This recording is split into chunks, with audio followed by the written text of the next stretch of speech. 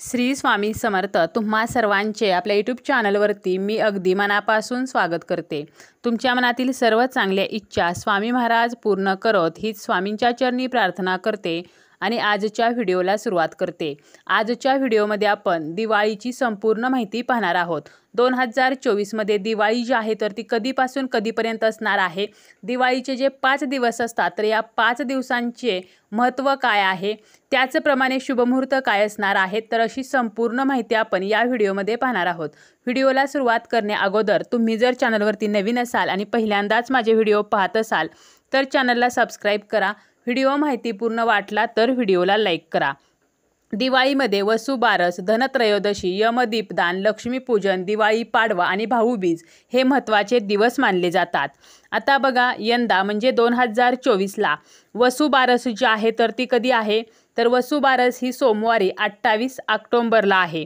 या दिवशी जे व्रत करतात तर त्या ज्या महिला आहेत तर त्या एकभुक्त राहून सायंकाळी सवस्स म्हणजे वासरासह गायीची पूजा करतात आणि या दिवसापासूनच दिवाळी सुरू होते. या दिवसालाच दिवाळीचा पहिला दिवा जो आहे तर तो लावला जातो. घरातील सौभाग्यवती स्त्रिया गायीच्या पायावरती पाणी घालतात, हळदी कुंकू आणि अक्षता वाहतात, गाईला हार घालतात, निरंजनाने ओवाळतात, केळीच्या पानावरती नैवेद्य दिला जातो. उडदाचे वडे जे आहेत तर ते गाईला नैवेद्य म्हणून देण्याची सुद्धा पद्धत आहे. वसुबारसेचा जो शुभमुहूर्त आहे तर तो 28 ऑक्टोंबर सोमवारी संध्याकाळी 5:39 पासून ते रात्री 8:13 आहे. या वेळेमध्ये आपल्याला गोमातेची पूजा जी आहे तर ती करायची आहे. यानंतर मंगळवारी 29 ऑक्टोंबरला आहे धनत्रयोदशी. या दिवशी आरोग्याची देवता धन्वंतरीचे पूजन केले जाते.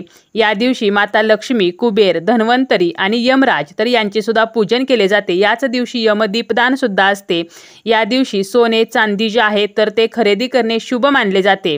जर धनत्रयोदशीच्या दिवशी आपण काही शुभ गोष्टी केल्या तर 13 पट आपल्याला त्याचा लाभ होत असतो.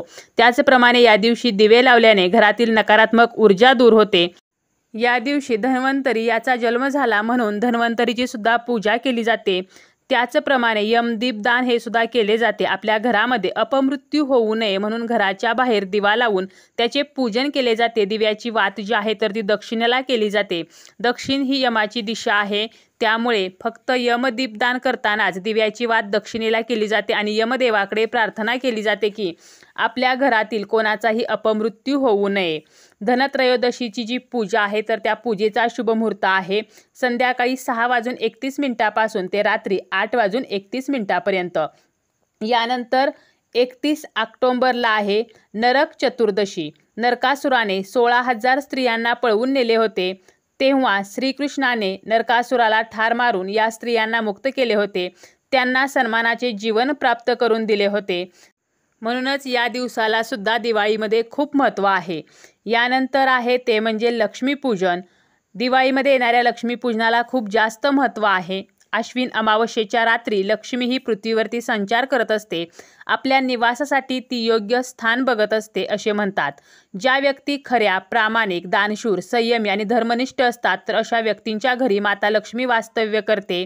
लक्ष्मी पूजनाच्या दिवशी आपण माता लक्ष्मीची विधिवत पूजा करत असतो आणि ही पूजा जी आहे तर ती एका विशिष्ट मुहूर्तावरती केली जाते. तर 2024चा लक्ष्मीपूजनाचा शुभमुहूर्त जो आहे तर तो आहे सायंकाळी 5:36 पासून ते रात्री 8:11 आपण लक्ष्मीपूजन करू शकतो. परंतु अत्यंत शुभमुहूर्त आहे तो म्हणजे संध्याकाळी 5:36 पासून ते संध्याकाळी 6:15 तर या वेळेमध्ये लक्ष्मीची पूजा करायची आहे. यामुळे आपल्याला अपार सुख आणि समृद्धी प्राप्त होत असते.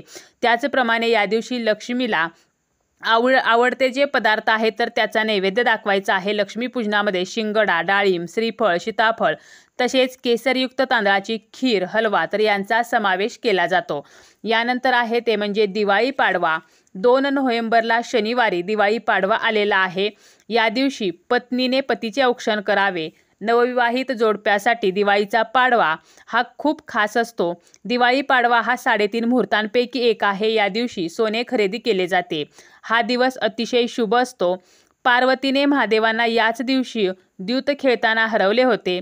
व्यापारी वर्गाचे नववर्ष सुद्धा याच दिवशी सुरू होते आणि लक्ष्मी प्राप्तीसाठी नवीन वह्यांचे पूजन करून व्यापारी वर्ग नववर्षाला प्रारंभ करतात. त्याचप्रमाणे या दिवशी अनेक मोठे व्यवहार केले जातात. घर खरेदी करणे, गाडे खरेदी करणे, तर ह्या ज्या गोष्टी आहेत तर त्यासुद्धा या दिवशी केल्या जातात. आणि दिवाळी पाडव्याचा जो शुभ मुहूर्त आहे तर तो सकाळी 6:14 ते 8:35 असणार आहे. यानंतर दिवाळीचा शेवटचा दिवस म्हणजे भाऊबीज. 2024 मध्ये भाऊबीज ही 3 नोव्हेंबरला रविवारी आहे. बहीण भावाच्या अतूट नात्याचा हा दिवस असतो. या दिवशी यम आपली बहीण यमुना हिच्या घरी भोजनास गेला म्हणून या दिवसाला यमद्वितीय असे सुद्धा म्हणतात. हा दिवाळीचा शेवटचा दिवस असतो. भाऊबीजेच्या दिवशी भावांनी यमुना नदीत स्नान केले तर त्यांना यमराजाच्या कोपापासून मुक्ती मिळते. हा सण कार्तिक महिन्याच्या शुक्ल पक्षाच्या दुसऱ्या दिवशी साजरा केला जातो. आणि भाऊबीजेचा जो शुभ मुहूर्त आहे तर तो आहे दुपारी 1:19 ते दुपारी 3:22 तर असे हे दिवाळीचे जे 5 दिवस आहेत तर या 5 दिवसांचे आपले आपले असे वेगळे महत्त्व आहे.